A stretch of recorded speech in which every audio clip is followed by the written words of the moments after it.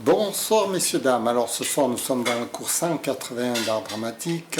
Mes cours se suivent, n'est-ce pas? Donc on était à l'interprétation du rôle dans une pièce de théâtre d'Anton Tchekhov avec le personnage d'Ivan Ivanovitch. C'est un personnage que j'ai étudié très très longtemps. C'était comme une formation pour moi. Je l'ai étudié très très longtemps. Pas spécialement lui, c'est plutôt à travers lui une interprétation du rôle. Alors, le texte d'Anton Tchekhov, c'est un texte classique d'un personnage qui, en quelque sorte, qui se plaint. C'est un plaintif qui a raté sa vie et qui voudrait mourir, quoi, à la fin, avoir du repos et tout quitter ce monde parce qu'il est devenu complètement délabré. Et alors, dans cet état de délabrement, il arrive devant le public pour annoncer, pour raconter toute sa vie. Alors, il n'y a rien de très, très jubilatif dans tout ça. Et quelqu'un qui se plaint pendant 20 minutes, parce que la scène dure 20-30 minutes suivant, ça peut être intéressant pendant 3, 4, 5 minutes de se plaindre, mais au-delà d'un certain temps, ça devient rédhibitoire, on va dire, et puis le personnage ne sort pas grandi de cette scène, il sort défait. Et donc, l'idée d'interpréter ce rôle, l'idée de rendre ce rôle plus intéressant pour le public, c'est toute l'obsession du comédien. Quand le comédien se présente devant un public, il a besoin de rendre son personnage intéressant, et tout va jouer sur cette mise en scène, comment rendre ce personnage intéressant. Alors, d'un premier temps, je l'ai doté d'harmonica pour qu'il joue de la musique. Alors, ça commence comme ça.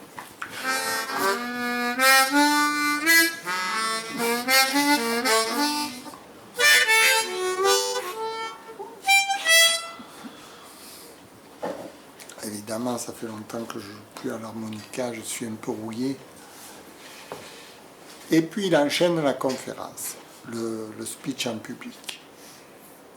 Et comme il parle de sa femme dans des termes assez amers, regrettables, tout, parce qu'elle l'a, selon le discours qu'il prononce, elle l'aurait détruit.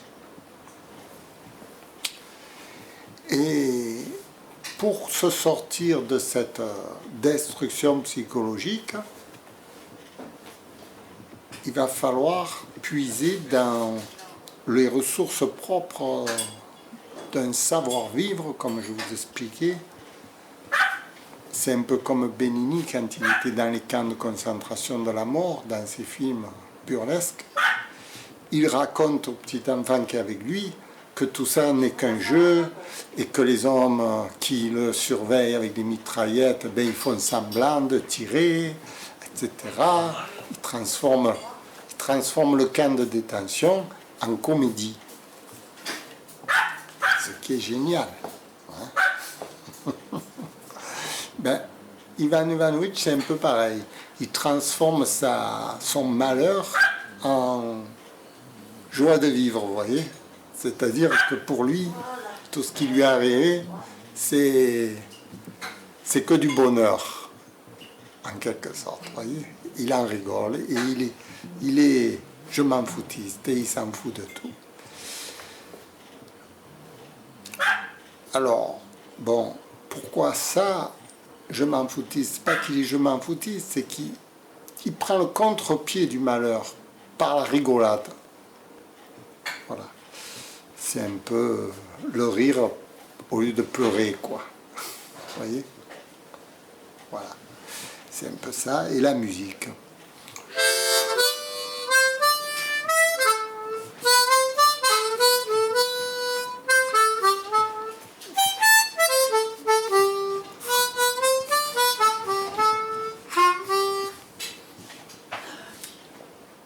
mesdames, et pour ainsi dire, messieurs, aïe, aïe, aïe, aïe. On a demandé à ma femme de me faire prononcer ici et dans un but de bienfaisance une conférence. On veut une conférence. Eh bien, va pour une conférence. Pour ma part, cela m'est parfaitement égal.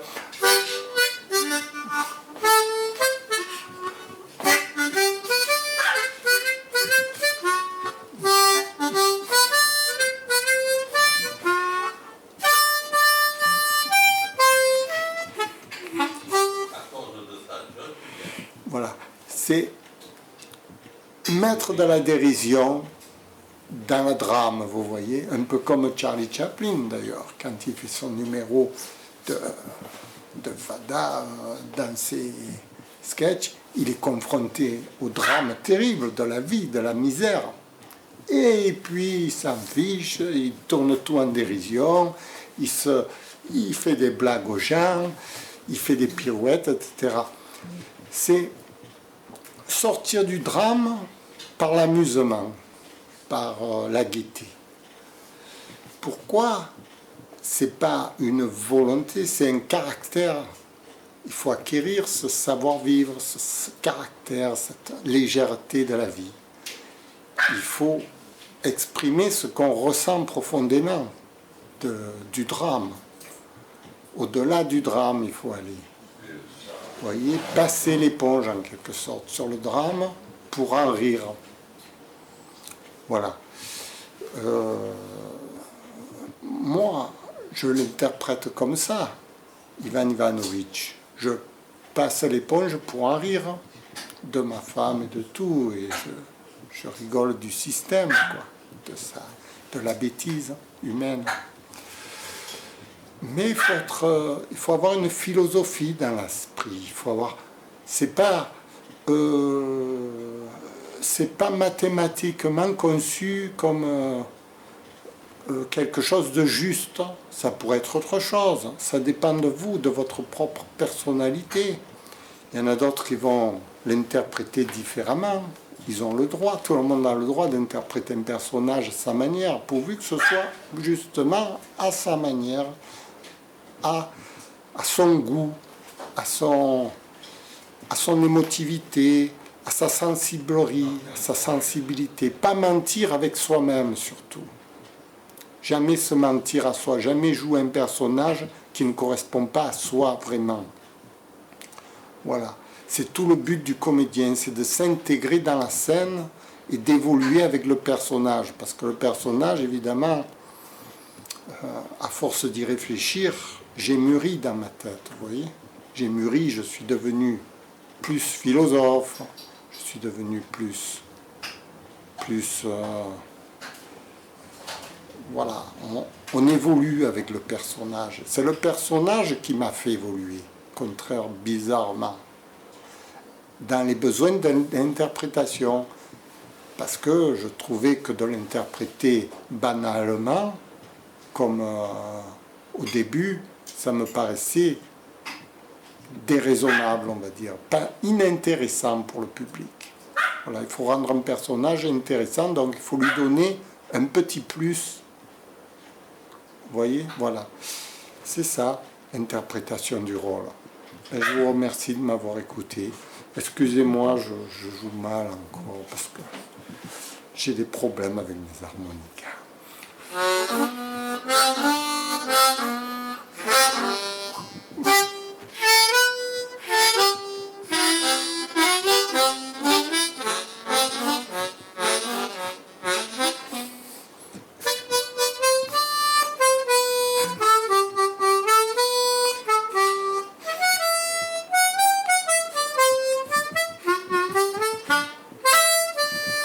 Merci, au revoir.